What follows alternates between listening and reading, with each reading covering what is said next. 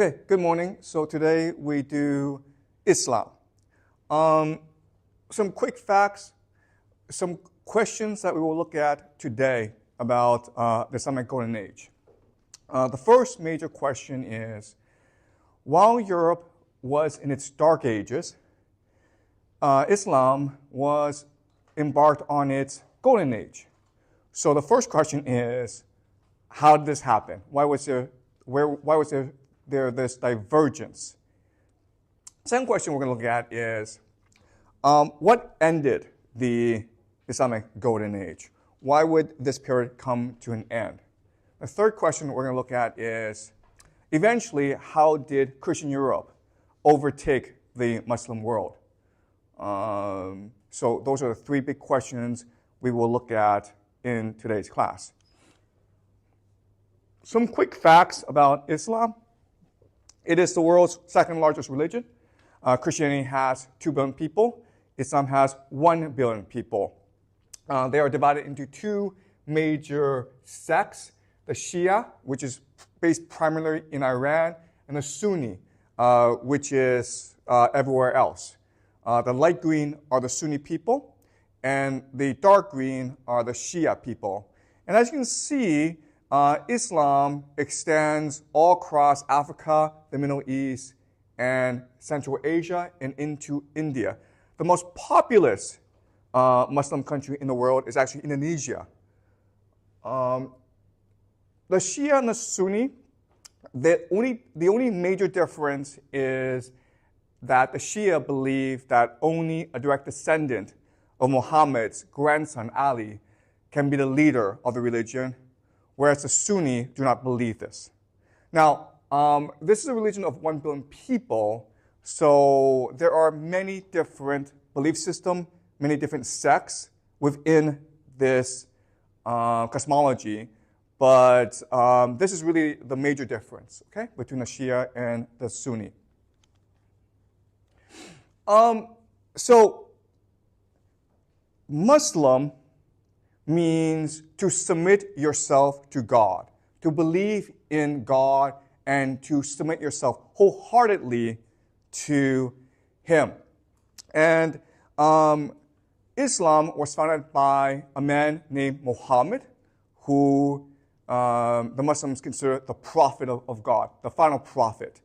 And Jesus was the penultimate prophet. And the legend is that at age 40, Muhammad, who is a merchant or a trader, he has a vision. He goes into a cave to meditate, and the archangel Gabriel visits him and reveals to him certain visions that he has memorized. And these visions become the basis for the holy book of the Muslim tradition called the Quran. And Muhammad understands that his mission is to be a messenger of God and to reveal the truth of God to the pagan society in the Arabian world. So he's based in Mecca. And when he tries to reveal the truth, he is met with a lot of resistance. And eventually he's forced out of Mecca and he goes to Medina. This is called the Hijrah in the Muslim tradition, the pilgrimage.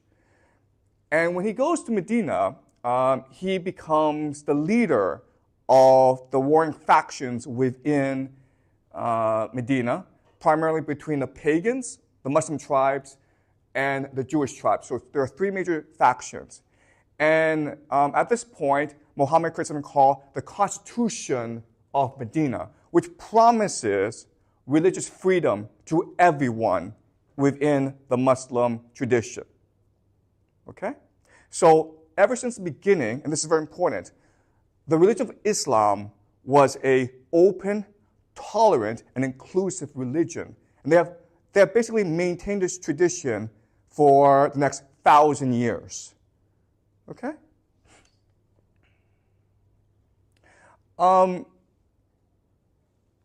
Eventually, Islam will spread from the Arabian desert to all across the Middle East. They will conquer the Persian Empire, and they will take at least half of the Byzantine Empire, including the richest parts of the Byzantine Empire, which are Syria and Egypt. They will also take Jerusalem, where they will build something called the Al-Aqsa Mosque. And legend has it that Muhammad ascended to heaven from this place. Now, what's really important for us to remember about this place is the Al-Aqsa Mosque, it's still there in Jerusalem. And it is built on top of something called the Temple Mount. Remember, in the year 70, the Romans burned down the second temple of the Jews, the holiest site in the Jewish faith. And then the Muslims came and built the Al-Aqsa Mosque on top of the Temple Mount. Now, this is a very strange thing to do.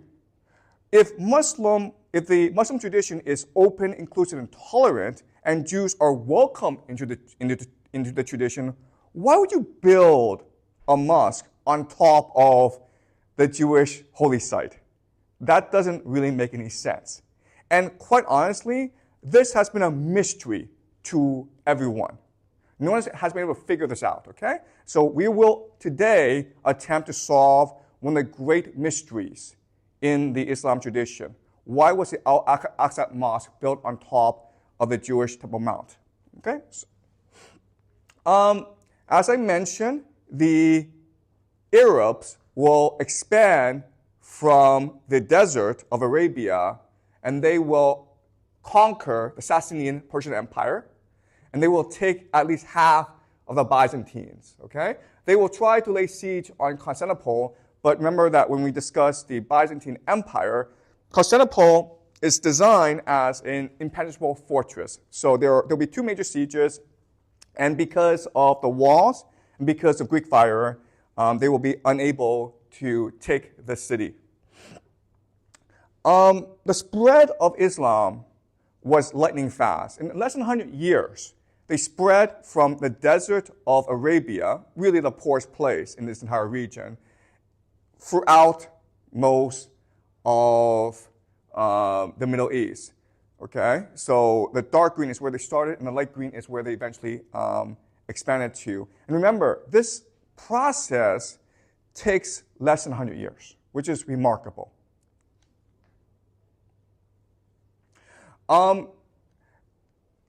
The Abbasid Caliphate was about 700. Okay, so let's just compare the Abbasid Caliphate with other empires, including the Tang. Okay, the Tang really is the height of Chinese civilization. But as you can see, the Abbasid Caliphate really is the largest empire in the world at this time. And eventually, they will also become the wealthiest empire at this time. There are 5 pillars of Islam. It is an extremely simple and clear religion when compared with Christianity and Judaism. Okay, there are 5 pillars to the religion. First of all, you have to believe that Allah, God, is the only God.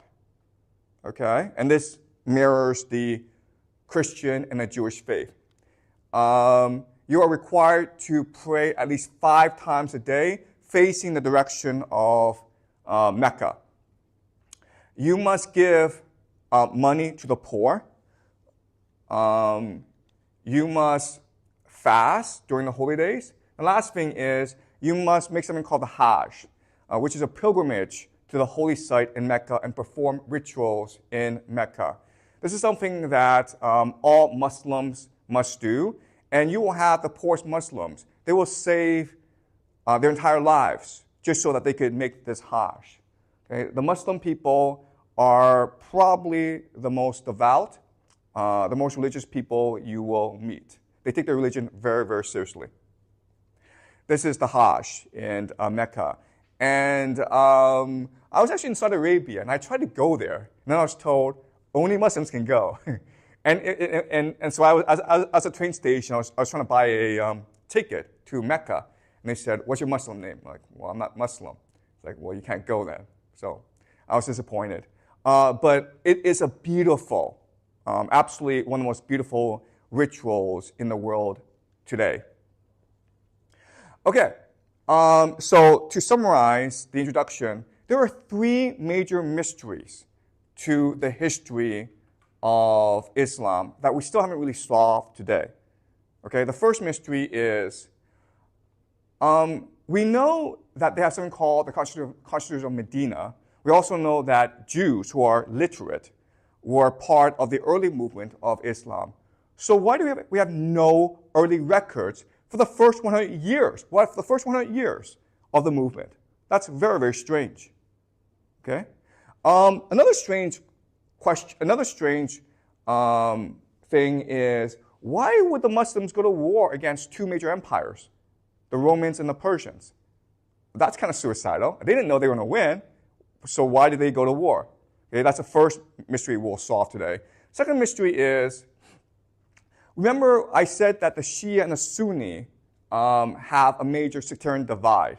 The Shia believe that only the descendants of Muhammad's grandson Ali can be the caliph, the leader of the Muslim people. The Sunnis don't. So why didn't Muhammad just name a successor and avoid the civil wars that will erupt after his death? The third question is, why was Al-Aqsa built on the site of the Temple Mount? And this is still a problem today because a lot of the conflict in the Middle East is driven by this problem where the Jews want to rebuild the temple, but to do so, they would have to destroy the Al-Aqsa Mosque, which is the third holiest site in the Islam world. So this is a very important question that is still relevant to us today. So we will also look at these three mysteries. And again, no one knows the answers to any of these three questions, and no one will ever know because so much of the historical record has been lost to us. But I will try to provide you with an explanation, okay, given my understanding of the Islamic world, which, by the way, is extremely limited, okay? So please ask questions. Please challenge me. I'm looking at you, Doug. Okay, all right. All right. Okay, so today's topic is Islamic Golden Age. So let's just have a quick look at the Golden Age. At the height of Islamic influence, there were a few centers of incredible cultural creativity. One such site is Bukhara, Uzbekistan. It's still there, guys. You can get on a plane, like Doug did, and visit it. It is an incredible city. I say that without actually having visited it, but I've heard terrific things from Doug. And you can go online as well and look at videos. But it is an incredible city. And it shows you the immense creativity, the artistic creativity of the Islamic Golden Age. But the main cultural center of the Islamic Golden Age is Baghdad. Okay? It's not so beautiful now, but back then it was really the center of the world. It's a round city, and it's a new city. This is a topographical map of the city. As you can see, it's surrounded by the Tigris and Euphrates, and it is a round city. Okay, one of the few round cities of that time. Baghdad was the capital of the Abbasid Caliphate, which started the Islamic Golden Age. The Abbasid Caliphate is the successor to the Umayyad Empire, okay? And this is where the Abbasid Caliphate was. And this is what Muslims consider the height of their civilization.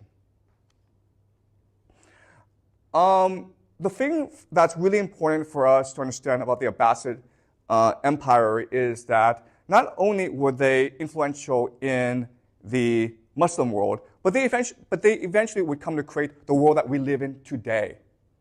Okay? So when we think of globalization, we think of this as a recent phenomenon.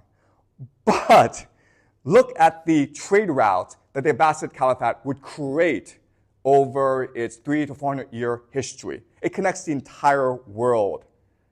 Okay? As I mentioned last semester, globalization has always existed to a certain extent in world history. But the Abbasids, the Muslim religion, would take these existing networks and make them a lot richer, a lot more dense, and a lot faster. Okay? So You may not know this, but the Abbasids traded heavily with the Tang and the Song dynasties. In fact, it is the Abbasids who would initiate something called the Maritime Silk Road. The overland Silk Road has existed for a long time, but it is the Abbasids who will eventually create the Maritime Silk Road. And it will bring China into the world to a greater extent than ever before. Okay? So this is the trade. The main center for cultural production in the Muslim world is something called the House of Wisdom. And its model is the Library of Alexandria. Okay? Remember last semester we discussed the Library of Alexandria in Egypt.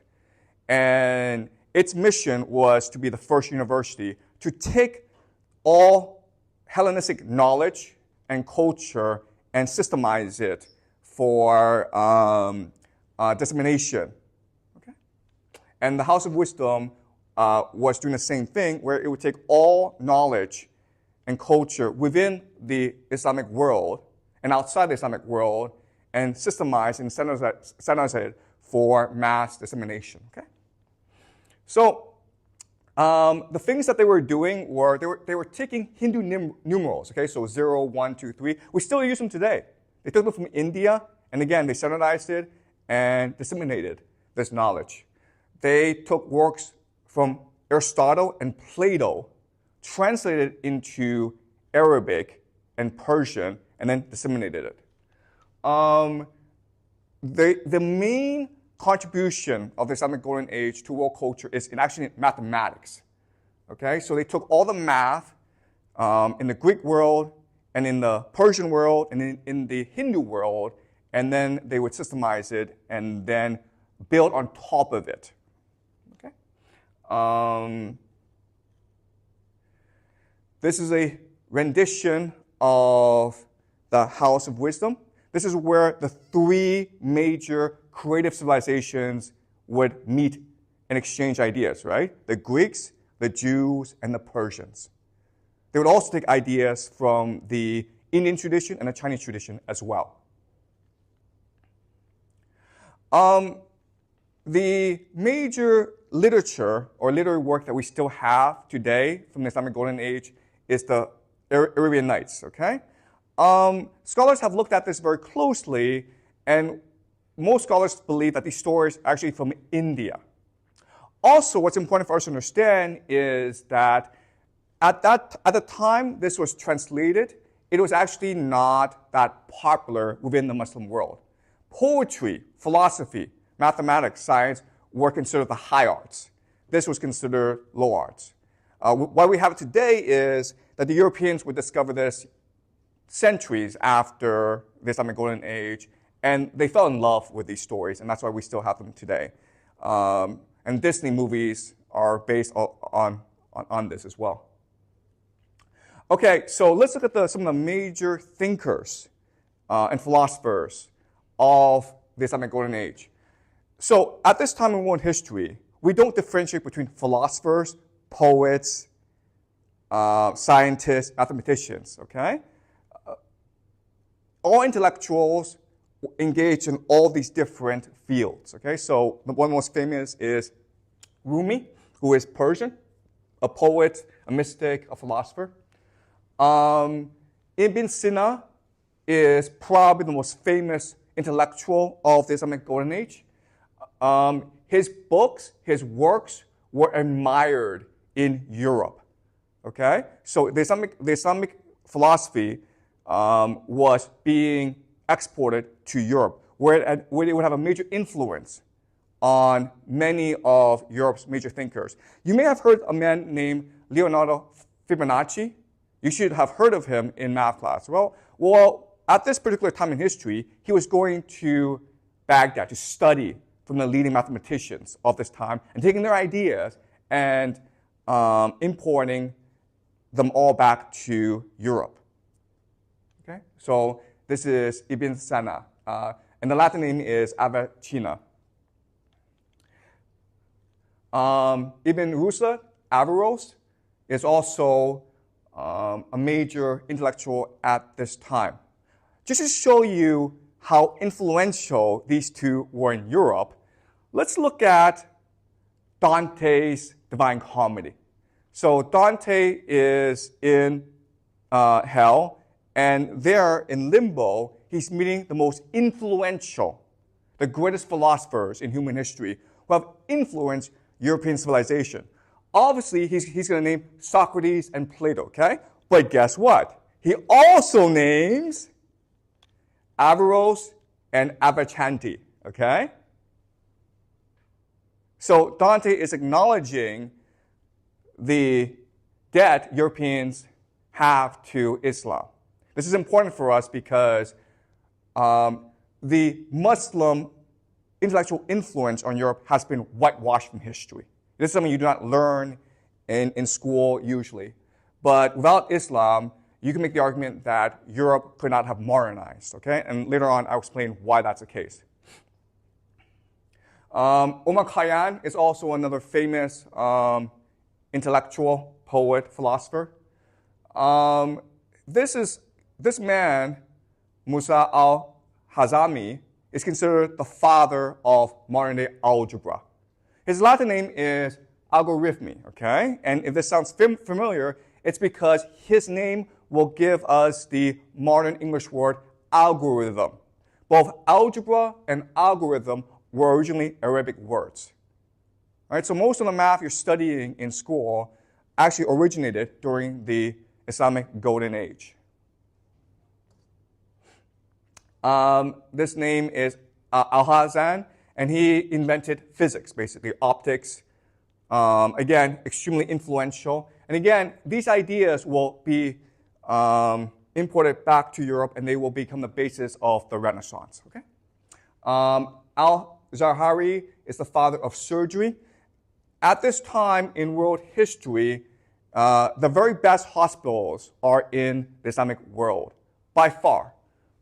This is the first 24-hour hospital in Baghdad. What's also amazing about these hospitals is that if you are poor and could not pay, you could receive medical treatment for free. That was just part of the faith. All poor were treated with great charity and kindness during the Islamic Golden Age. This is Al-Qarawiyyan. Again, guys, I don't speak Arabic. I'm probably butchering the name. But it was founded in 859 in Fez, Morocco. This is important because this is actually the first degree-granting university in the whole world. And it's still there, guys. Okay? This is the oldest university in the world. What's also amazing is it was founded by a woman who inherited a fortune from her father, and she spent all her money on building this university. All right? Brief interruption. If you ever get a chance to go to Fez, it is the most amazing city in the world.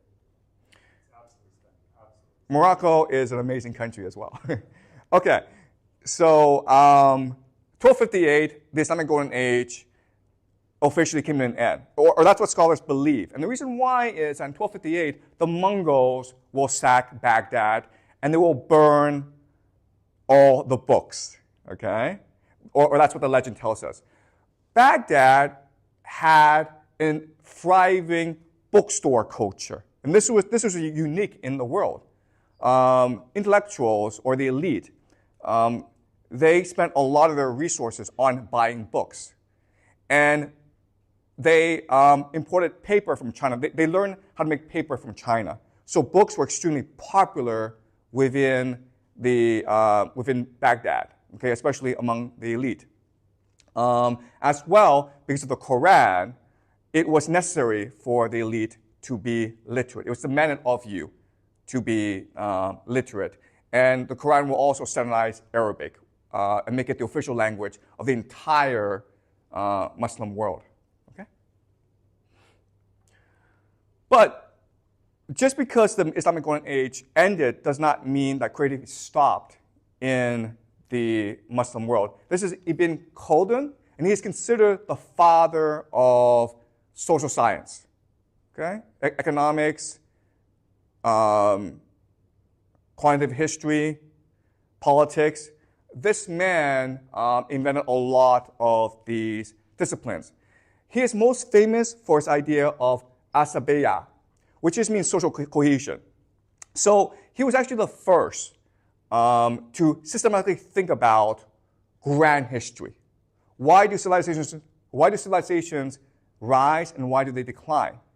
And his conclusion is that the borderlands are able to conquer empires because the borderlands, the people there, have asabaya, which just means that they are more egalitarian, more free, more cohesive as a culture. Whereas the empire, because it's so big, it loses a lot of cohesion. Okay?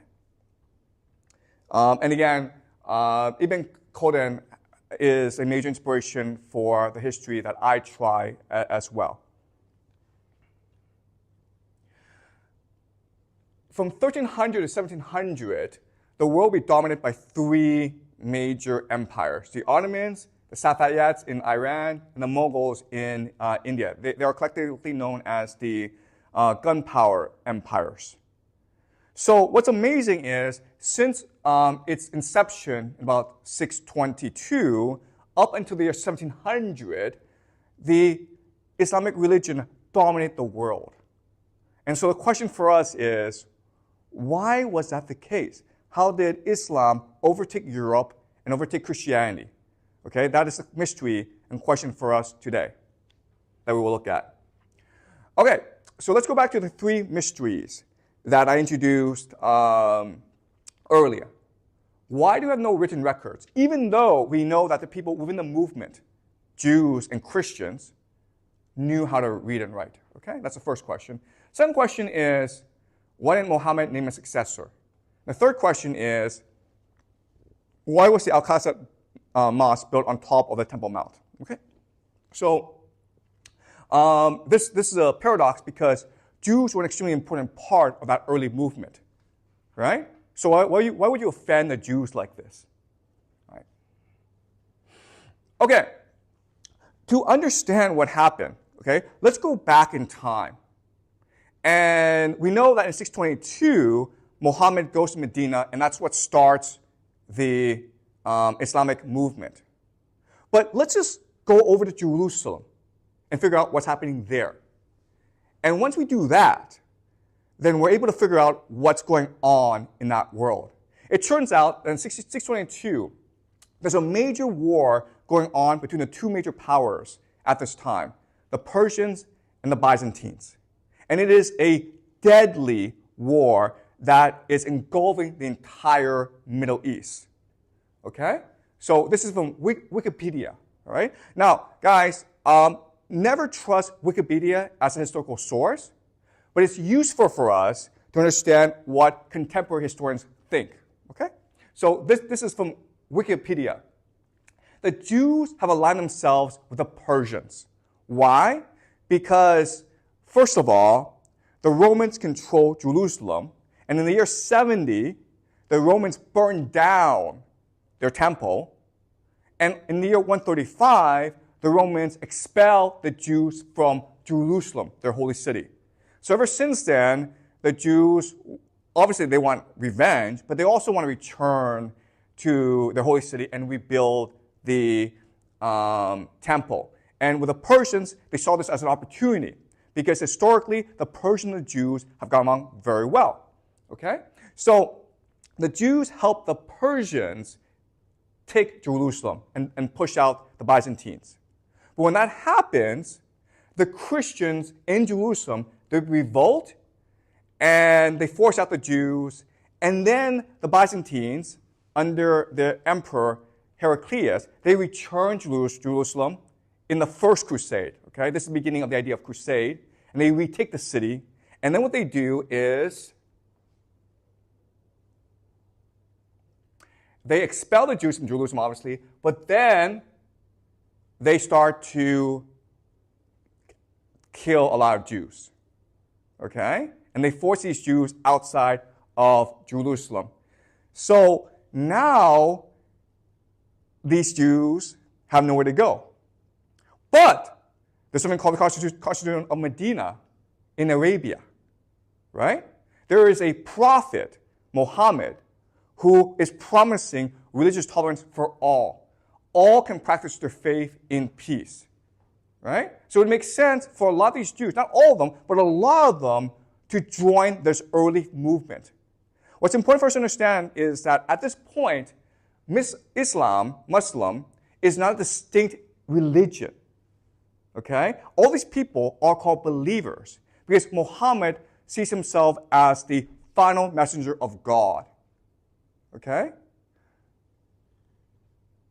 Abraham was the first, then you had Moses, then you have Jesus, and now Muhammad is the very last. So all these three different traditions, the Christian tradition, the Jewish tradition, and the Islam tradition, in the beginning, were all just one religion, one idea, which is to bring God to earth and make everyone understand that God is the true God, okay? To create monotheism on earth. That's the origin of this new religion of Islam. Okay? And this is the Constitution of Medina, which is in the Quran, and which we know to be historically true. Maybe not the wording, okay? But we know that this existed. And these people were called believers. And also, this would also include people who believe in Zoroastrianism, okay? Because Zoroastrianism was also a monotheistic religion. So the Constitution of Medina was an attempt to unite all monotheistic religions into one single tradition that fought for God. Okay? Also, what's really important for us to understand is not only is there all this persecution going on against Jews and against Christians and against Zoroastrians, okay? But also, this is a apocalyptic age where all three traditions believe this was literally the end of the world. If you were Jewish, you believed in a final battle called Armageddon between the Messiah, who would lead you, and against two enemies called Gog and Magog. Okay? Guess what? The Persians and the Romans were fighting each other. So you could easily interpret this to mean the Persians and the Romans were the Gog and Magog enemy. In your tradition, this would be the final battle. This is when Jerusalem is most threatened. Well, the Romans, the Byzantines, just took your city and mastered your people. So in the Jewish tradition, this is the end of days. This is the final battle. And the Messiah would emerge to lead you to final victory. And that person, a lot of Jews could interpret to be Muhammad, okay? So for the Jews, this is the end of days.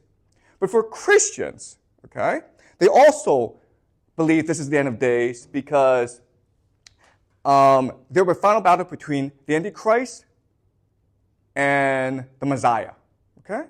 The Antichrist is obviously Heracles, who is the emperor of the Byzantines, who've been persecuting Christians for a long time. Remember, the official religion of the Byzantines is the Holy Trinity. But most Christians didn't believe in the Holy Trinity, and they were persecuted for the refusal to believe in the Holy Trinity. Okay? So for Christians, this is also the final battle. Zoroastrians believe in a final battle between good and evil. Okay? So this is an apocalyptic age where everyone believes this is it, the final battle. Muhammad is saying to everyone, guys, we're all one people, united by God, and we are here to fight for him. Okay? And this is very appealing for people.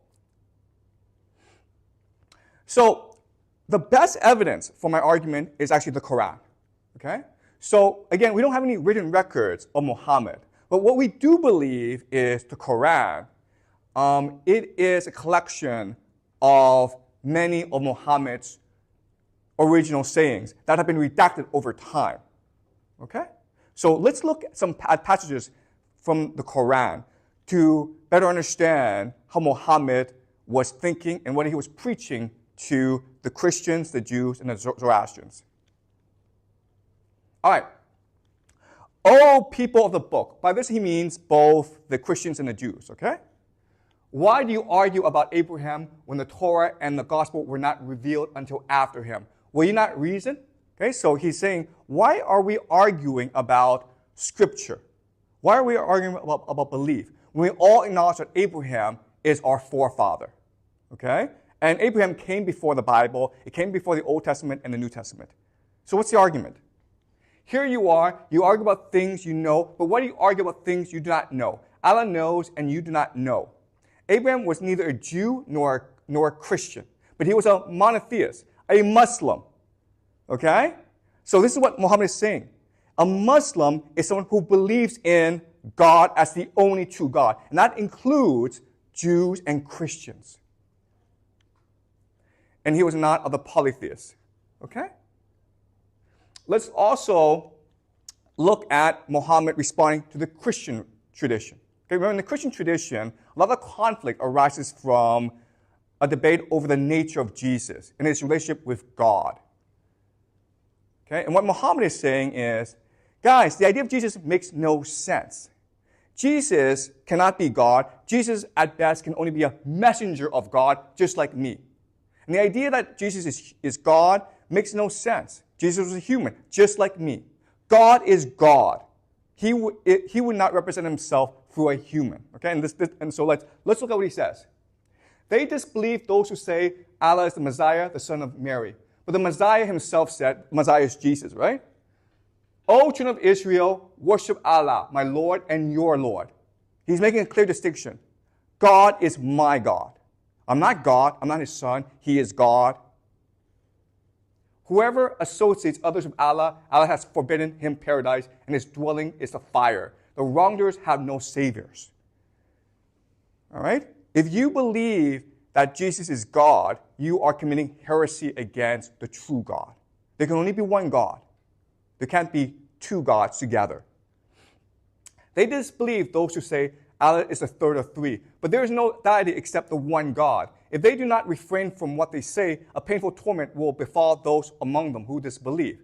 So what he's saying, and this is very important, is that Muhammad is saying the Holy Trinity, the idea is just nonsense.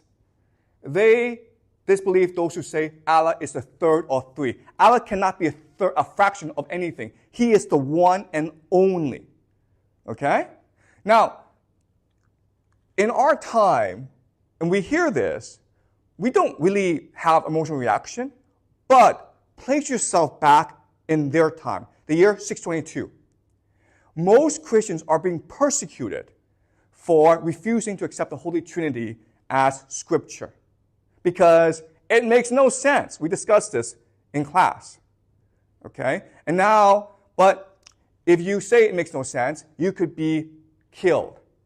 Okay? You'll be persecuted for sure.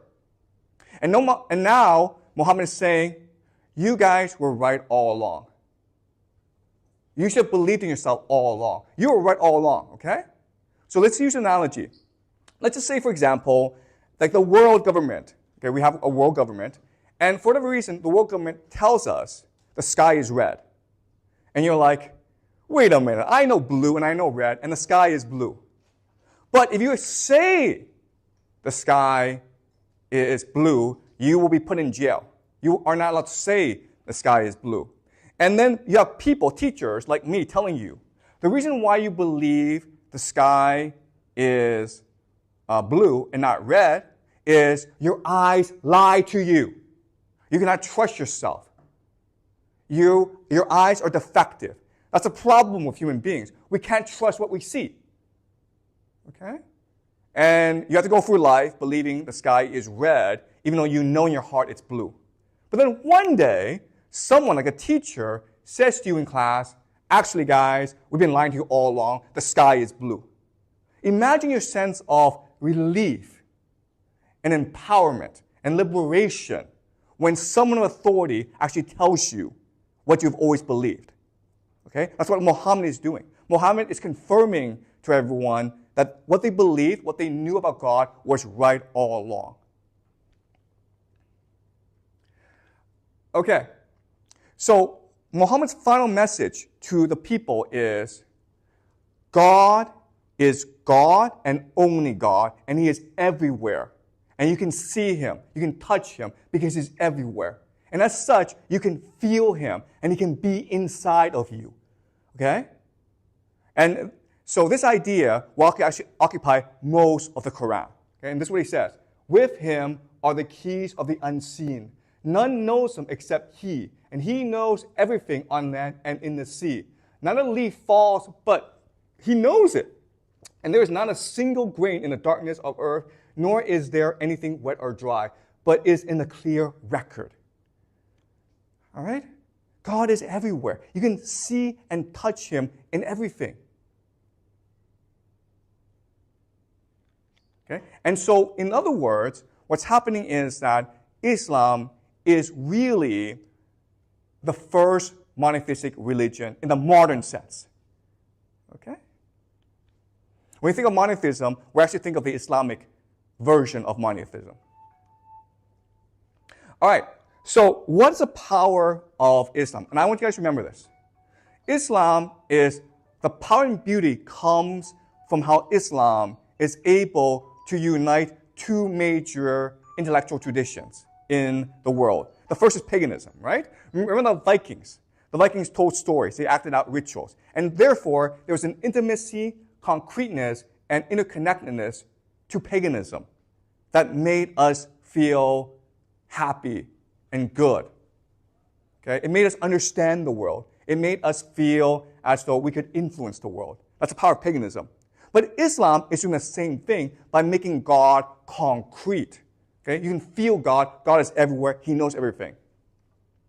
But what Islam is also doing is he's seeking the simplicity, clarity, and absoluteness of monotheism. Okay?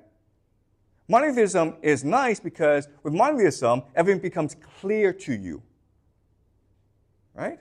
Okay, there's one God, therefore I just have to follow him. I just have to believe in him. There's like a million gods in paganism. And so it's unclear what you should do or how you should relate to this million gods. But here in monotheism, the relationship between God and you, it's very, very clear. Okay? So in other words, Islam is a major intellectual revolution in human history. And we have forgotten this because Islam, the idea, has embedded itself into modernity itself. Okay? Does that make sense? All right.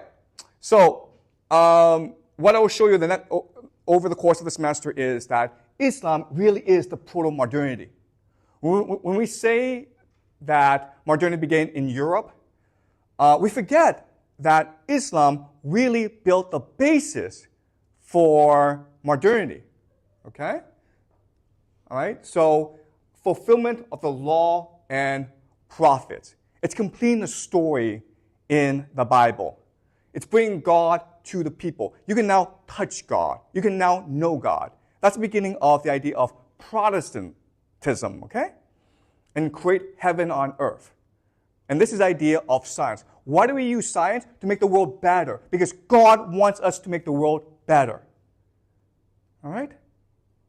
So a lot of the ideas that will underpin modernity, that God can be in us, and that God expects us to make the world better, it's already there in the beginnings of Islam. And that's why we will have the Islamic Golden Age, because they are propelled by their devoutness to the one true God. Is this clear to you guys? Any questions so far?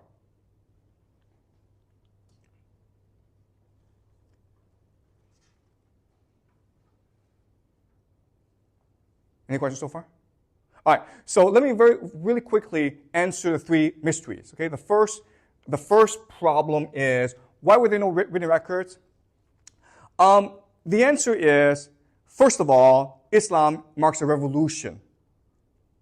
Okay, it is overturning the social order. The problem, though, is that eventually Islam will become the social order. So you obviously don't want to paint Muhammad as a revolutionary. Okay? That's the first problem. Muhammad represented a revolution against the social order. All right, that's the first thing. Second thing is that we know that his early followers, the companions, were all wiped out. They're all dead. They all died. The official history says that they died in military conflicts. But here's the amazing thing about early Islam history. We don't have that much evidence of military conflict between the Arabs and the Persians and the Byzantines. We don't. There's maybe one city, Caesarea, where there was a siege. But we think that a lot of the conquest happened organically, or maybe their enemies surrendered to them rather than fight them. Okay, and that's why I would say it's a revolution. It's not a conflict. It's not a conquest. It's a revolution where ordinary people were so disgusted with the current leadership that they opted for a new belief system. Okay. The problem, though, is that once you amass power, and it's a coalition, the question then is, who's now in charge? So for the next 1,500 years, there'll be a series of civil war to determine who will be in charge, okay? Those early companions were probably purged. The word we use is purge. They're wiped out, including the Jews and the Christians. We know for a fact that in the early days of Islam, Jews and Christians were part of the hierarchy. There's a man named St. John of Damascus who was very famous, and he was a leading official in the Umayyad Caliphate. Okay? We know that as a fact, but eventually they were purged from the system. And if they're purged, what happens is they'll also purge the history. Okay? Because if these are the companions of Muhammad, Christians and Jews, then they're legitimate. They're more legitimate than you are. So therefore, they have to purge that history. Okay? But not only that, and the third thing is that there'll be a series of continuous civil wars among the Arabs in order to determine who will be the caliph. And obviously, they want to disguise this history. They want to disguise this history of civil conflict, okay? So the first 100 years, it was revolutionary, but it was also very tumultuous and bloody. And that's why they had to disguise the first 100 years of Islamic history, right? Does that make sense to you guys? And again, this is my explanation. I could be wrong, all right? There could be other explanations. Yeah? Maybe just to throw in another idea. Yep. And I think what you said doesn't contradict this either. But Right. One thing that's hard for us to imagine is that a culture would actually record its history with a historiography. It seems to us as a given, right? Yep. That, like Chinese culture, official historians going back for 2,200 years and so on, right? The Greeks had their ancient historians, the Romans had their ancient historians, but not every culture has its historians. The Persians didn't write history. Right. The Indians didn't write history, and I'm guessing the Arabs didn't have a tradition of writing down their history either, right? And so that this would actually be recorded in a sense that we'd be familiar with. Right. Probably wasn't the case. That is a great point. Thank you, Doug. So Doug's point is that the idea of history comes to us from the Greeks and the Romans, who wrote everything down, okay? But as Doug says, there are many cultures who do not believe, or do not have institutions to write down history. We sort of take it for granted today, but back then, it was actually a pretty rare thing to actually want to write down your history. Okay, so a good reason why is that if you write down the history, you're also constrained by the history, right? And that's why a lot of empires chose to not write down their history. Okay, so thank you. Okay, all right. Second question is, why didn't Muhammad name a successor? And again, this is just my theory, but if it's the end of days, if it's the end of the world, you don't need to name a successor because God's coming, right? What's the point? In fact, if you name a successor, then you are admitting defeat, right? What Muhammad is saying to everyone is that every of your traditions, Jewish, Christian, Zoroastrian, are right. It's the end of days. God is coming. There'll be peace on the world. Therefore, we will no longer need leaders. You won't need Muhammad. I'm the last prophet, man. Okay, so that's why I think he didn't name a successor. But there could be other explanations, okay? Do you have another explanation? Okay. And the third is, why did they build the Al-Aqsa Mosque on the Temple Mount? And this explanation is going to be very controversial, okay? So the Jews support the Persians in their war against the Byzantines on the condition that the Persians would allow them to return to Jerusalem, but also on the condition that the Jews would be allowed to rebuild their temple, which is exactly what Cyrus the Great did, right? Cyrus the Great is called the Messiah in the Bible. He's the only foreign leader called the Messiah in the Bible because Cyrus the Great allowed them to rebuild the temple, okay? So what I'm saying is this. Al-Aqsa Mosque was originally the third temple. It is what the Arabs promised the Jews for the support. But over time, as these purchases happened, as the civil conflicts happened, then the Arabs needed to consolidate their authority. So they turned the third temple into the Al-Aqsa Mosque. Okay, that's what I think happened. If you go into I don't have time to go into the very detailed history of how the Al-Aqsa Mosque was built, but it was a process that took about 200 years. And it's very possible during these 200 years, intentions changed. Okay? So again, I know this is an extremely controversial statement, but I think that's what happened. Originally, it was meant to be the third temple. But then, over time, the Arab leaders changed their minds and thought to themselves that if we do this, then we make the Jews into a very powerful political entity within the Muslim world. Okay? Does that make sense to you guys? Right? Okay. Again, these are my explanations. It's my interpretation. This is not historical fact, okay? All right. Now that we've done the three mysteries, let's go back to the three original questions. First question is, why did Islam enter its golden age and Christian Europe enter its dark age? Second question is, why did the Islamic golden age end? Third question is, how did Christian Europe overtake the Muslim world?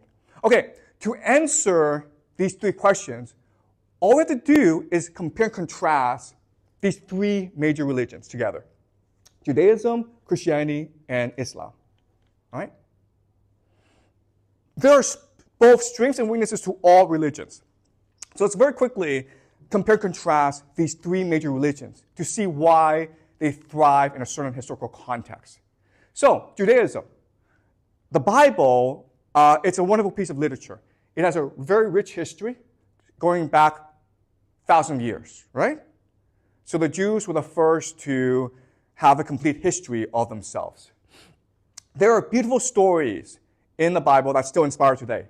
The stories of Adam and Eve, the stories of the patriarchs, the story of Moses. They still inspire us today, and they inspire us to create great literature. And then you have a literary culture. So the Jews were expected to be people of the book. They were expected to be literate in order to practice their religion. Okay? And this helps us understand why Jews are so dominant in academia, universities, in the media and in culture, and in the legal profession, okay? Because these are people of the book. They have a tremendous respect for learning and for literacy, okay? That said, there are certain problems with the tradition. The first is it's contradictory. When you read the Bible, it's always contradicting itself, okay? It's almost schizophrenic, you could say. It's very hard to pick out a definite message from the Bible. And that's why the oral tradition, called the Torah, is actually much more important.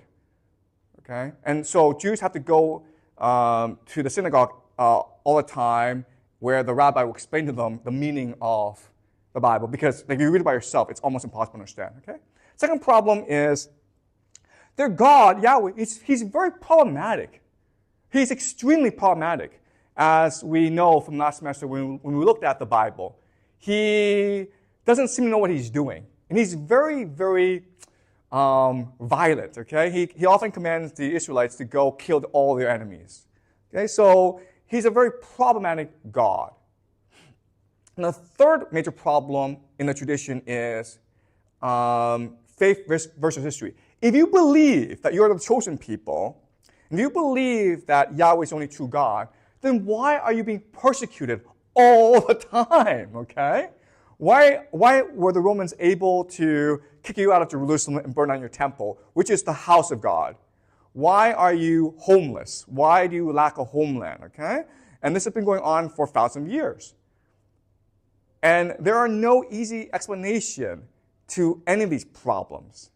Okay? So within the Jewish faith, there's a lot of conflict and debate and doubt. So the Christian faith was created in many ways to try to resolve a lot of the issues within the Jewish tradition.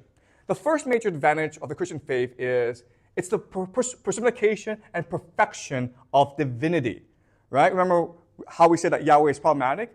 Well, now we have Jesus, who we can understand. And Jesus made the ultimate sacrifice, therefore we know him to be the ultimate good. Okay? Second advantage is, okay, now that there's a person, we can, for him, deliver a consistent message of being kind, being merciful, being loving. Okay? The third advantage is the idea of progress of history. Everything is leading to the return of Jesus, the second coming. Okay? So you may suffer now, but don't worry because Jesus is returning. And that will end history for us. All right? So these are the advantages of Christianity. But when you do that, when you have Jesus personified God, you create a lot of issues. Okay? The first issue is it's a really confusing story. Why would God come down to earth, manifest himself as a human, and then sacrifice himself? That's really, really confusing. Like, I know there's a lot of really good explanations as to why this is the case. Still, if you're just a normal person, you can't understand the story. It makes no sense to you, okay? Second is that it's counterintuitive. A lot of the ideas in Christianity, it's just counterintuitive. The Holy Trinity must be the strangest idea in religion, where God, the Holy Spirit, and Jesus are separate but equal. It makes no intuitive sense to anyone. And the third is distant divinity. Okay? God is out there somewhere. You don't know where. You can't talk to him. You can't see him. You have no idea where he is. Okay? It's a very distant divinity. And so these are the disadvantages of Christianity. And so Islam now makes sense because it's trying to remedy and rectify these failings of Christianity. Okay? The first is that it takes the Jewish tradition and the Christian tradition and makes it part of itself. Okay? So it is really the continuation and the perfection of the Jewish Christian tradition. Second is the absoluteness of God. Okay? This is now true monotheism where God is everywhere. And you can see him. But if God is everywhere, then what's amazing is that that God can come inside you through your faith, through your devotion, and for your practice. All right? And so what this means is you now know how to behave in the world. There's a clarity of purpose and action. You know that as long as you do those 5 things, those 5 pillars of Islam, your life will be good. God is in you. And that gives you strength and purpose and power. Okay? And these ideas is what will start the Islamic golden age and allow Islam to propel itself past everyone. Okay? The problem, though, is it's too simple and clear. The advantage of being contradictory is you allow for different belief systems which come into conflict with each other. And with this contradiction and conflict, it allows for innovation. That's why Catholicism will eventually give way to Protestantism, okay? Which is a reinterpretation of the Bible. But it's because the Bible is so contradictory that this innovation is allowed to happen. The Bible was extremely clear. The Quran is extremely clear. But if that's the case, then you cannot allow for a radical rejection of the past and embrace of the future, okay? Second problem then is it's inflexible. It can't be as innovative as Christianity and Judaism. And the third problem is Islam purports to stand outside of history. Okay? Judaism is to be inside of history. Christianity is inside of history as well.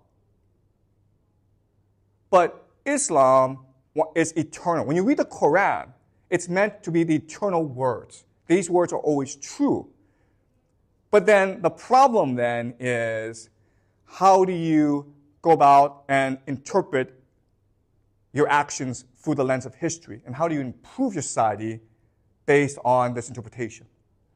All right? So in the beginning, the very aspects, the very strengths of Islam will give rise to a tremendous period of creativity. But over time, you will have these innovations will become dogma, and they will ossify, and they will prevent further growth in your society. All right? So does that make sense to you guys? All right. So let me reframe what I just said in a different way. All right? So let's just compare. Sorry. So I'm going to compare and contrast Christianity with Islam. And then this will be a bit more clear to you. All right?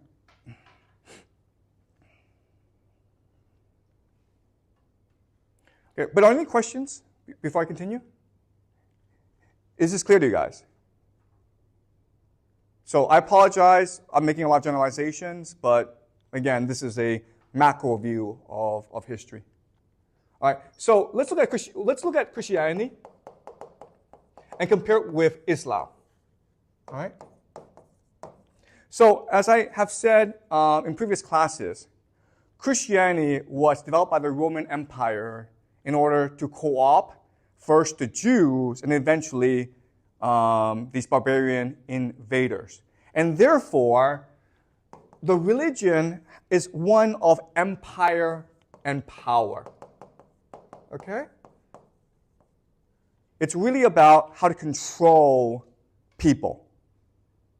But Islam, as I just mentioned, it is a revolutionary religion that must be open and inclusive and tolerant in order to attract as many followers as possible.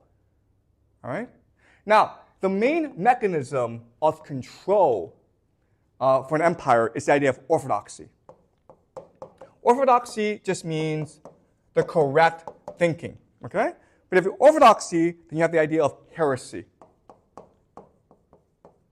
Orthodoxy is with God, heresy is against God. If you agree that the sky is red, because I say the sky is red, then you are orthodox. But if you insist the sky is blue, then it is heretical, okay? And that constrains or limits the imagination. All right? And the philosopher that you base your society on is Plato. So the idea of the bishop, the idea of the pope, it's really the idea of Plato's philosopher king. All right? So I'll explain Plato's philosophy in a second, okay? But let's look at Islam. So it's a revolutionary religion, and therefore you must activate the energy of all your followers. You must get them to believe, and you must get them to fight. Therefore, it's a religion based on intuition. God is with you. You know God. God is inside you, okay? And the idea of intuition is what allows for science. You can discover the truth by just observing, through empirical observation, through your own analysis, through your own belief, okay? And the person who argues this is, of course, Aristotle. So this is the argument I'm making to you, okay? A lot of scholars believe the Islamic Golden Age happened because the Islams had books. They had wealth. But the Byzantines also had access to all these major thinkers, Plato and Aristotle. Byzantines had a lot of wealth. Okay? What I'm arguing is that a culture needs to have an attitude, a perspective, a worldview, an orientation. For the Byzantines and the Europeans, they chose Plato. But the Muslims chose Aristotle. And that is the major difference. Okay? So let's go over, let's summarize Plato and Aristotle. How were their philosophies different? Okay. For Plato, the true God is called the form of the good. The form of the good is the beginning of everything. It is what is immutable. That cannot be changed. It is perfect. And it's eternal. Eternal means it was always there and it will always be there.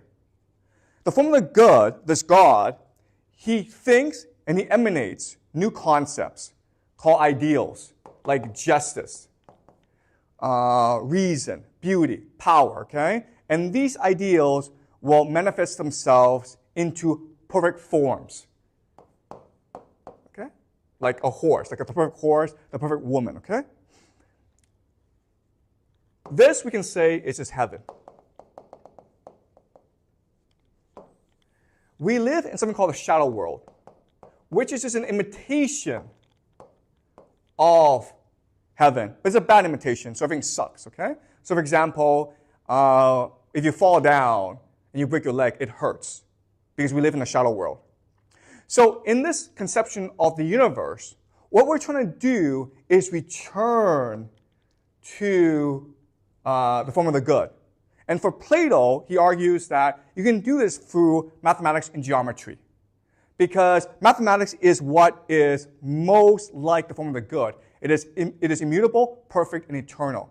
So by studying mathematics and geometry, you are able to ascend back into the form of the good. But guess what? Augustine will take Plato and he will adapt it to the Christian faith, right? Because how do you leave this world? By not sinning, by having faith. If you do that, then you are allowed to go to heaven. Okay? So in the Platonic Augustine understanding, we in this world all we have to do is not make a mistake. So do nothing. Okay? Do nothing and you'll be good. Aristotle has a different conception of the universe. He believes the form of the good is called a prime mover. All right? God is a prime mover. So God is the first thing that acts and moves things, okay? And when he does that, when he creates motion, other things start to happen as well, okay? So we're constantly moving about. Where we're going is we are seeking truth. And it's called telos. Telos means purpose. So each of us, by our nature, has a purpose. If you're a soldier, your purpose is to be the best warrior. If you're a mathematician, your purpose is to be the best mathematician, okay? And that is the idea of truth, to fulfill your purpose. And therefore, you must be constantly acting, okay? Now, the beauty of this idea of motion is you can now study it through empirical observation. You can observe things and then start to understand their nature. And this gives rise to the idea of science. Okay? Right? So, the Muslim world had a decidedly Aristotelian perspective, whereas the European world had a Platonic perspective. Now, the great thing about history, the great thing about civilization is that what will happen is the Europeans will learn from the Muslims. They'll copy the Muslims, right? They'll bring back Aristotle. They'll bring back science. And they'll bring back intuition. All right? And they will do so through three major events. The first is the Renaissance, where they bring back Aristotle. The second is the Protestant Reformation, where they will bring back God, Remember, the Catholic religion, God is aloof. God can only be understood through the Pope or the priest. Okay? But the Protestant religion is, no, God is with us. God is in us. Through your actions, you can win God's favor. Okay? Now, last is science, right? The scientific revolution. And these are the three major events that will give us modernity. Okay? But guess what? The Europeans are just emulating the Muslims. But, and this is really important, they will improve on the Muslims. Okay? So the problem with science is, yes, in the beginning you will have all this tremendous discovery, but this innovation will eventually lead to something called dogma. All right? And so what you need to do is create institutions to destroy dogma. And that's what the Europeans will do, which will, and this idea that dogma can be destroyed through discussion and debate and analysis is what will become the basis of the silent revolution, which will create the modern world that we live in today, okay? So we will go through all of these three major movements in future classes. But please remember that it's the Islamic Golden Age which will inspire the Europeans to do all three of these things, which in turn will create the modern world that we live in today. Okay? And that's why I believe that the Islamic Golden Age is really the proto-modernity of human history. All right, that is my argument to you. Any questions? Anything you are unclear about? Was this clear? Okay. Maybe, I don't know if it's a question or just an observation. Sure. Are you able to go back a couple slides to the sure. To the empire and power versus religion? Okay. Sure. Right here.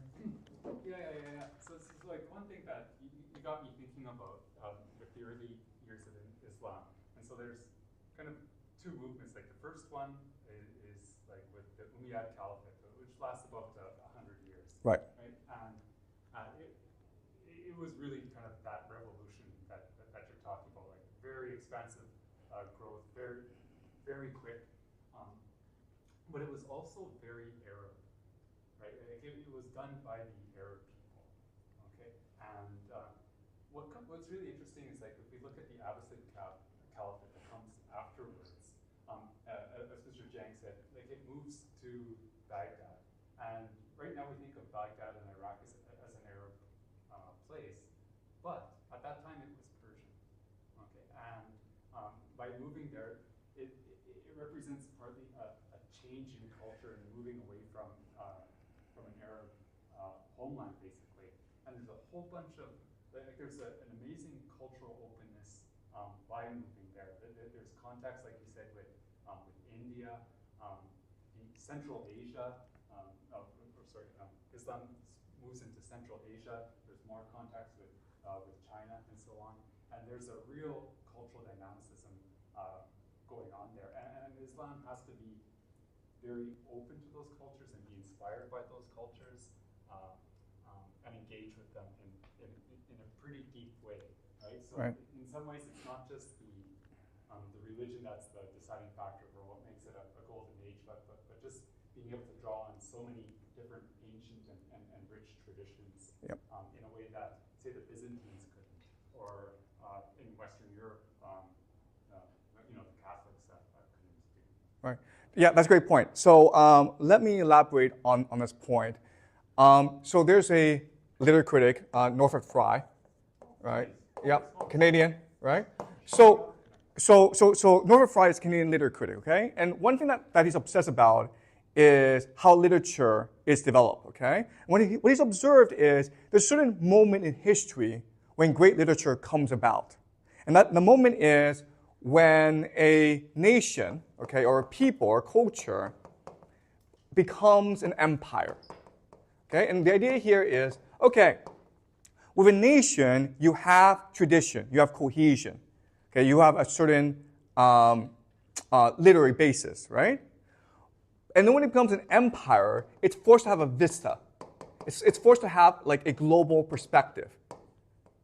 And this change from a nation, a coherent people, into a cosmopolitan empire, at this stage in history, it's possible for them to produce great literature, okay? And there are many examples of this. So the first example, of course, is Athens. Athens is the civilization par excellence, right? And so when did Athens produce all its great literature? Well, it was basically the age of Pericles, which lasted from 500 to about 400, okay? Maybe 350, okay? But it was not that long. And this is important because this period is also when Athens, which was a very small polis, suddenly became an empire.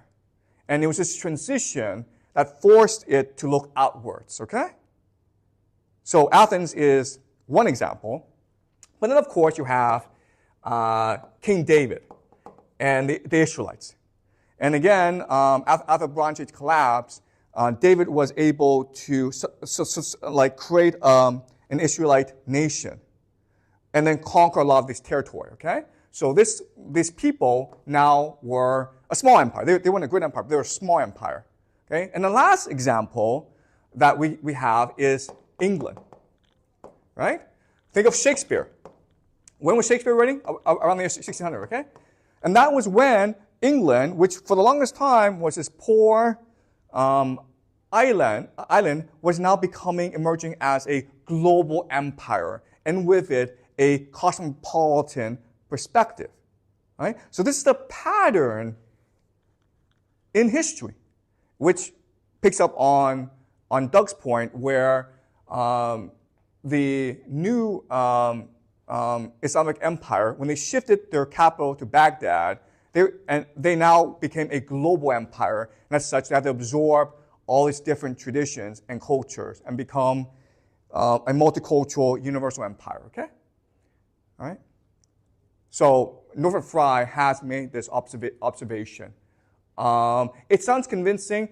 I haven't done enough research to fully buy into this theory, okay? But he has made this argument, and he has made these observations with these examples. All right? So thanks for that. Okay, any more questions?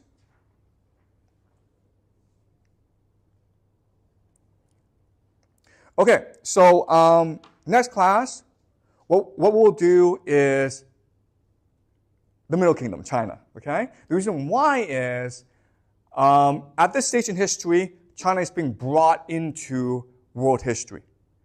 And the reason why is the rise of the Mongols, okay? So next class will be on the Middle Kingdom, China, and after that, we will do the Mongols. And then after that, we will return to Europe and do the Crusades. Then we'll do the Renaissance, the Protestant Reformation, and the Islamic Revolution, okay?